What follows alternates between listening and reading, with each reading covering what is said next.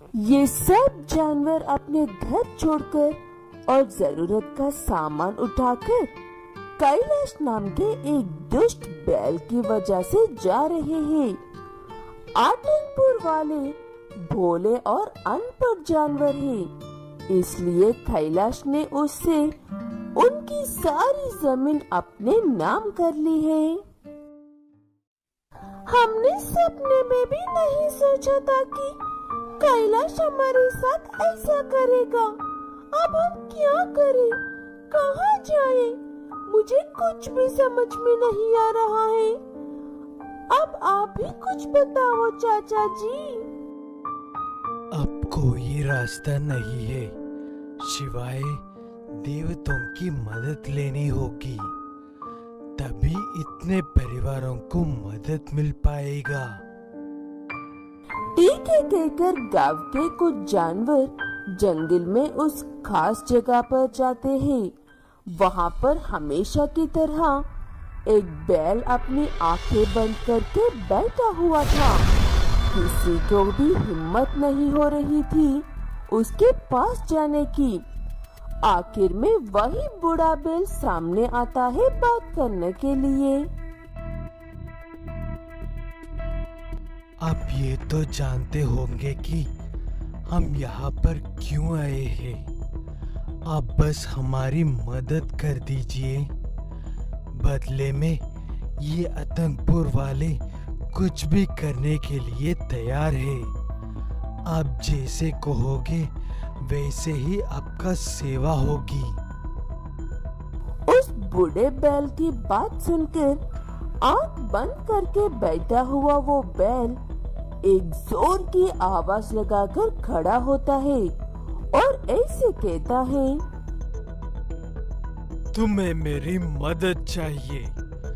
बदले में कौन से भी सेवा करोगे? मैं यहाँ पर तुम्हारी रक्षा के लिए हूँ, लेकिन इस पल के बाद से तुम्हें मेरी रक्षा करनी होगी। ऐसा नहीं कर पाए तो बर्बाद हो जाएगा आतंकपुर हमेशा के लिए। ठीक है कहकर सब अपने हाथ जोड़कर सर हिलाते हैं। उसके बाद वो बैल आसमान में देखकर एक बार और चिल्लाता है। उसके बाद सभी जानवर बेहोश होकर जहाँ पर खड़े थे वहीं पर गिर जाते हैं। जब होश आया तो जंगल का वो हिस्सा खूबसूरत गांव में बदल जाता है।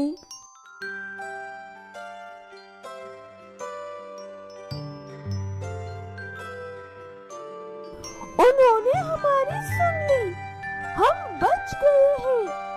हमारे बच्चों के सर पर अब छत है। वो सब तो ठीक है, लेकिन वो है कहाँ पर? कहाँ चले गए हैं वो? तब सबकी नजर उस बूढ़े बैल के हाथ पर पड़ती है। उस बूढ़े बैल के हाथ में एक मास्क था। वो उस मायावी बैल का मास्क था, इसलिए जहाँ पर वो मायावी बैल गायब हुआ था वहीं पर एक छोटा सा कमरा बनाकर उस कमरे में वो मास्क रख देते हैं।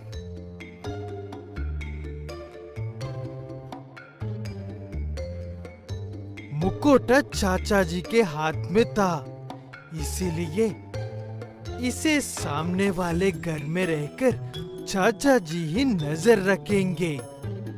अगर कुछ हुआ तो हम सब आसपास ही तो है, भागकर आ जाएंगे। हाँ, यही सही रहेगा। आखिरी दिनों में इतना अच्छा काम करने को मिल रहा है मुझे, और क्या चाहिए। यहाँ पर ये गांव बसते ही वहाँ पर पुराना गांव बंजर बन जाता है। वहाँ की जमीन किसी काम की नहीं रहती है। ऐसा क्यों हुआ है कहकर कैलाश परेशान हो रहा था। उसे लग रहा था उसकी सारी मेहनत बर्बाद हो गई है।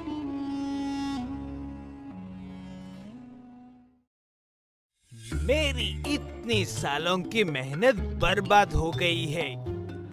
अगर मुझे पता चलेगा कि ये किसकी जानबूझकर हुई साजिश की है, मैं उसे छोड़ूंगा नहीं। ये जिसने भी किया है, तुम उसका कुछ भी बिगाड़ नहीं सकते हो, लेकिन तुम्हें वो जमीन वापस मिल सकती है। बदले में मेरी कुछ शर्तें हैं। ऐसे कहते हुए प्रकाश बैल अपनी नियत बदलकर कैलाश को उस मास्क के बारे में सब कुछ बता देता है। बदले में ढेर सारे पैसे और वहाँ से दूर जाने के लिए एक गाड़ी मांगता है।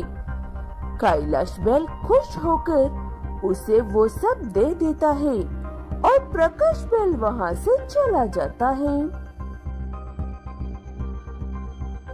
वो मौका मुझे चाहिए, उससे मुझे वो ताकत मिल सकती है जिसका आज किसी ने भी ढंग का इस्तेमाल नहीं किया है। ऐसे कहते हुए कैलाश बैल चुपके से जाकर उस मास्क को चुरा लेता है और वहाँ से निकल जाता है। कैलाश को इस बात का जरा सा भी अंदाजा नहीं था कि उस मास्क को पहनने के बाद उसके साथ क्या होगा। मास्क को पहनने के बाद कैलाश अपने होश में नहीं रहता है और एक ट्रेन से भी ज्यादा तेज से भागकर जाकर प्रकाश को उठाकर गांव में लेकर आता है। गांव में सब पहले से ही जमा होकर खड़े थे। तभी मास्क पहना हुआ कैलाश बैल प्रकाश के साथ वहां पर पहुंचता है। इन्होंने गांव का धोखा दिया है। कैलाश को तो मैं अपने साथ लेकर जा रहा हूँ, लेकिन अपने गांव वाले से तुम खुद ही बात करो। तुम लोग मेरी रक्षा नहीं कर पाए, इसीलिए मैं हमेशा के लिए विलपुट होने वाला हूँ। ऐसे कहते हुए कैलाश बैल उस मास्क के साथ गायब हो जाता है। उसके बाद गांव में एक अजीब सी उदासी छा जाती है। गांव वाले प्रकाश की गलती के लिए उसे कभी भी माफ तो नहीं कर सकते हैं, इसलिए वहां से चले जाने को कहते हैं और फिर कभी लौटकर मत आना कहता है।